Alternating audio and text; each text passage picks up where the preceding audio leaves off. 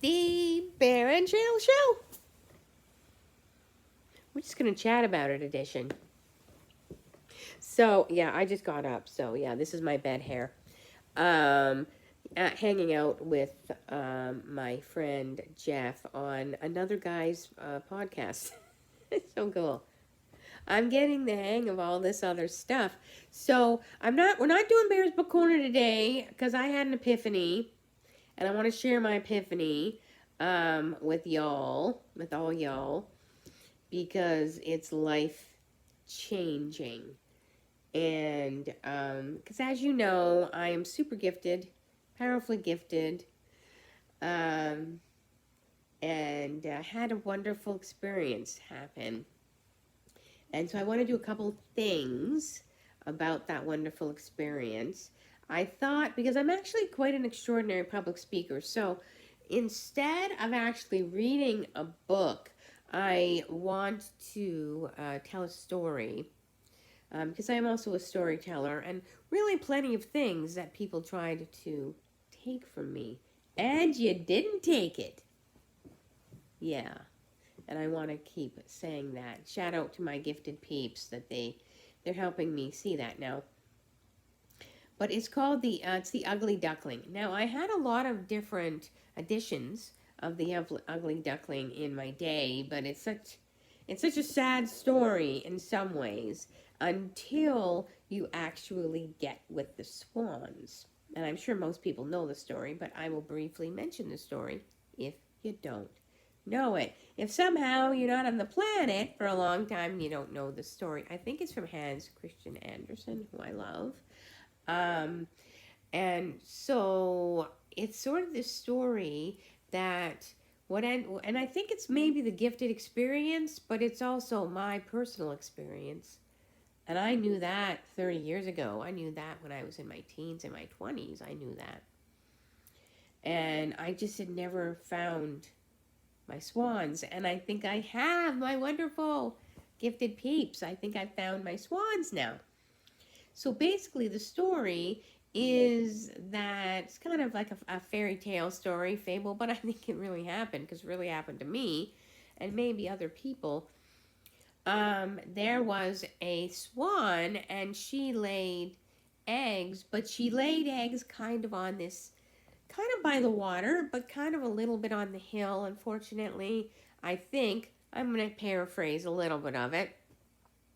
And then one of the eggs fell out of the nest and rolled down the hill to this barnyard. And in kind of next to where the mother duck was having her, babies. And so the mother duck wasn't the smartest tool in the shed. So she thought, oh, look, one of my eggs. Wow, this one's a bigger egg, isn't it? But she cared for the egg still, because she was a mother, and it was an egg, so she cared for the egg like all the other eggs, even though it was a different egg. And they all hatched, and this egg hatched as well. But you have these perfect yellow ducks, like maybe you've seen in any of the stories that have been, and in reality. Perfect yellow ducks, maybe you can remember.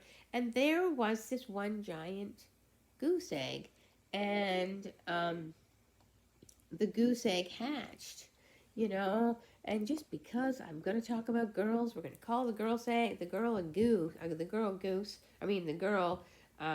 egg, not a goose egg. It's early in the morning, people. The swan egg was a girl. We're going to do that. Now, this was not, if you've ever seen baby swans, they are not pretty. They're not ugly, but they certainly don't look like the swans they'll be, the way baby ducks look very much like what they'll look like, until the mother was like, what is this? And he didn't quack, she didn't quack, she honked. I'm trying to change the story a little. And, all of that stuff was kind of happening.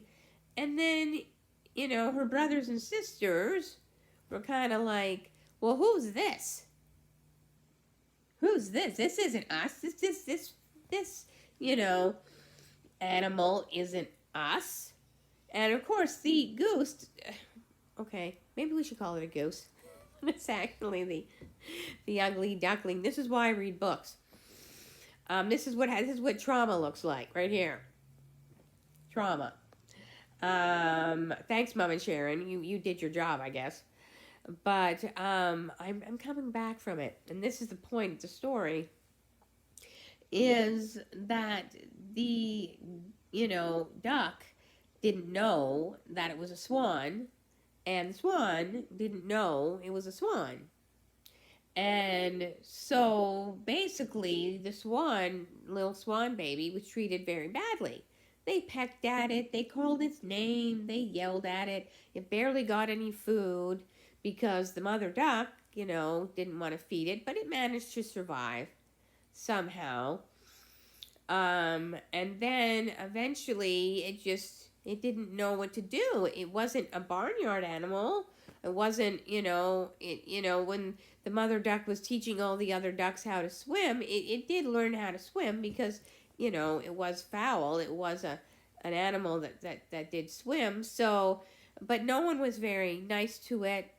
Everybody basically told it what to do and things like that, and it just thought that was its life.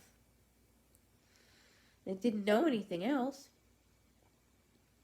And, way leads on to way, and then eventually the mother duck was kind of like, okay, you gotta all go your own ways now, you gotta all go your separate ways.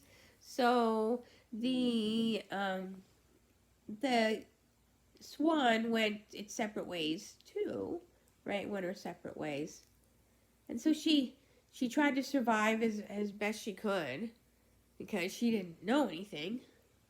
She didn't know who she was, and she didn't know what to do.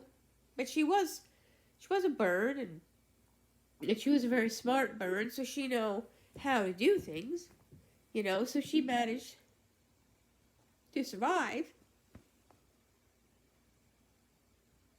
And then one day, she sees these animals that look like her. I didn't think I was going to cry. But, okay. I have emotional overexcitabilities. And she doesn't understand why they look like her because she's never seen another swan in her life. She thought she was the one of her own. She thought she was the one of her kind. She sees other swans. And they're all friendly. And they're all like, hey, how's it going? And she's like, why are they talking to me?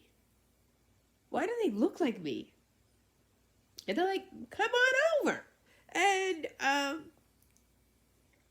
they talk like her. They look like her. And they're like, what are you doing by yourself?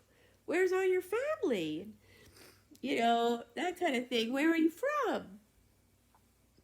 And so this swan talks about her life and what happened, and all the other swans are so sympathetic.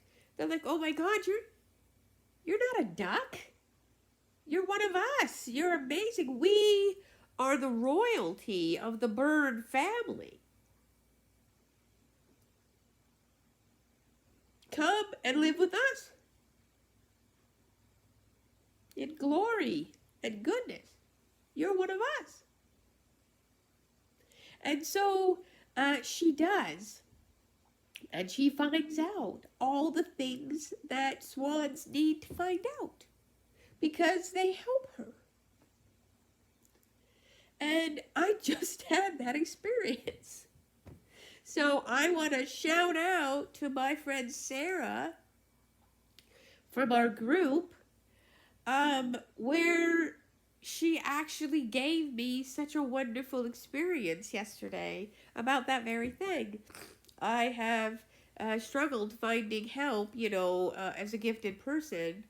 And of course, I was raised in a really awful environment for a really long time, and then kept away from other people because they made me their servant. And I wasn't really allowed to see other people because they didn't want their gravy train to go away.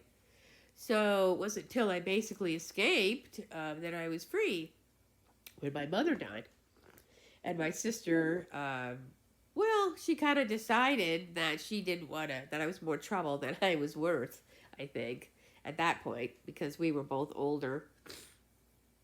And that's still the situation to this day. Um, and I was talking about not being able to get a counselor.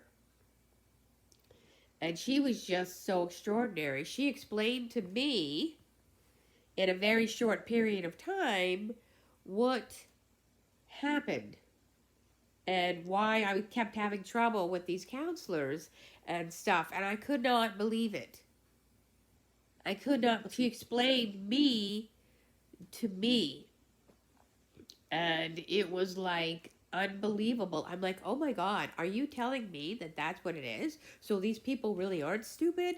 They just can't imagine what I am. They don't know how to help me. And it's not that I'm bad. And because they would tell me I was bad, just like the ducks would tell the ugly duckling that it was bad.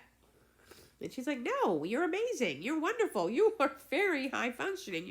You're up there, man. Among the gifted, you are gifted. You are very high. You have a very powerful brain, and a lot of people might not know how to manage that. So that's really not their fault or your fault. You're just not in the right place. And I'm also very metaphorical, and her and I had the most glorious chat. You changed me, Sarah. Thank you so much for that. And I realized that I've been spending my life putting my key into locks that didn't fit, and just thinking that I had a defective key. And then I didn't. And then, because I put the key into Sarah's lock, and it fit. And it turned. And it opened. And I'm like, oh my God. I am one of you. I am not alone. I am not the one of my kind. And I'm like, that's so amazing. So I just wanted to put this on my channel and say, if you think maybe whoever might watch it, because my channel's about gifted advocacy as well, you are not the one of your kind, because I spent 50 years thinking I was the one of my kind. And I'm not. And I am with people who are me, and I am them, and we are together. And it is good. So it is worth it to try and find your peeps, man. Find your people. Because you have them. And your life is so much better. I feel like being alive. I feel like being here. I feel like my life means something now. Not just as like a plaything or something for the average.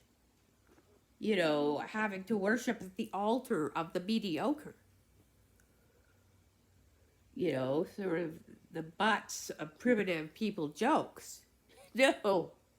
I'm me, man. I'm Cheryl. And I'm worth it. I'm worth something. Okay? So, just powerful. So, that's the Bear and Cheryl show today.